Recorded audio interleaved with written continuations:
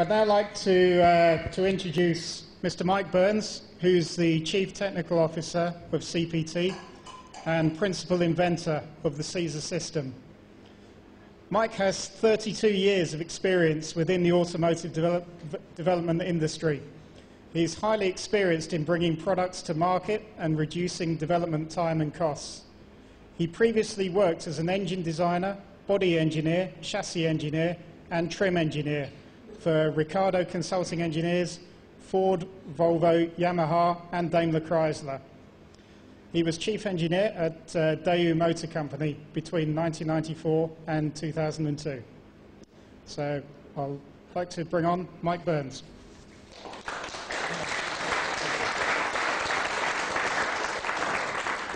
Thank you, Mike. Thank you, Abdul. When you try to engineer a new product, if that product's gone before you, you've got a few clues as to how you're going to do it.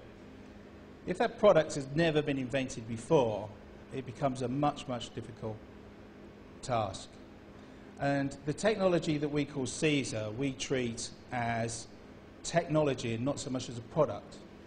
Obviously, it is a product. But we see this as technology that's starting today and perpetuate through the next 100 years. So in automotive terms, we are at the point of the Model T Ford. So there's the Model T Ford. In 20 years' time, you'll see the same technology in trucks and cars, because the basic technology is the same across the whole of the engine range, whether the engines are using gasoline, whether they're using natural gas, landfill methane gas, or diesel. So the figure that Abdul mentioned, 8%, is actually 8% of the top-rated power of the engine. So with the landfill that we have down the road at Beddingham, you have engines running there at around about 2 megawatt. So we would give back to our customer with our CESAR system around about 160 additional kilowatts.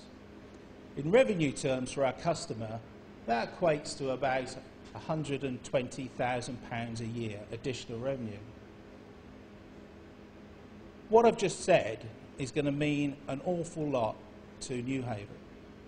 It'll mean, and the supporters of CPT, it'll mean jobs.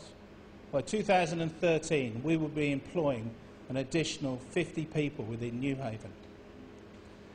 It helps to go to save the planet, because that 8% is additional power. It's power that's taken from something that normally is thrown into the atmosphere. So sometimes I kin it to us and our little black boxes outside the backs of our houses collecting cans and collecting paper, where we're saving the planet. So it will go towards saving the planet, keeping those greenhouse gases down. And also, the third thing is it will mean for our shareholders and our supporters, and many of you are here today, additional money. It will make money. And it will make money for the people that supported us at the beginning of the project and throughout the project.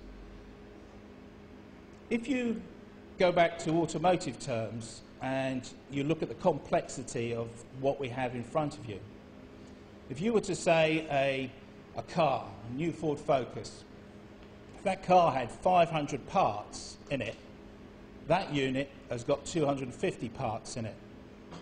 If you said how much Ford spent on developing the new Ford Focus, it would probably be in the region of about $1 billion. We haven't spent $1 billion, but we've had to engineer 250 brand new components. The first part of the unit is where the exhaust heat goes in, and we've already tested this unit next door in our test cell, which you'll see later on. So within this grey area here, this grey covered box here, is where the heat goes in and where our CESAR unit sits. It's pretty unique because as the exhaust gas passes through, it wants to expand at a differential rate as we're extracting the energy out of it.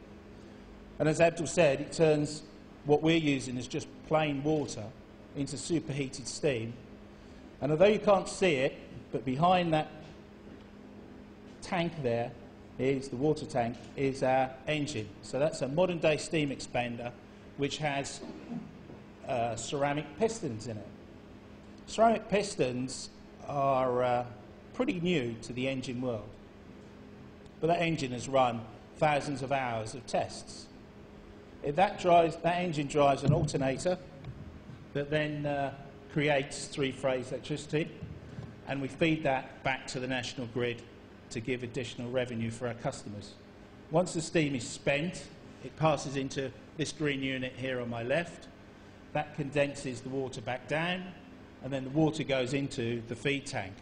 So this is virtually a closed-loop system. So we're not wasting water, not throwing steam into the atmosphere.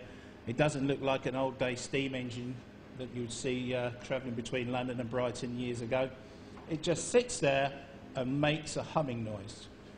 It doesn't even make a noise like an internal combustion engine, because all we're doing is expanding steam. So environmentally, it's very friendly from a noise point of view. So I can't overemphasize how much work has actually gone into developing that product, and I would just like to say that I'm very, very proud of the people here, my team, engineering team, my support from Abdul. It's been fantastic, and the support from pretty much everybody in this room today, shareholders, accountants, banks, many people who have helped us get to this position in time. Thank you very much.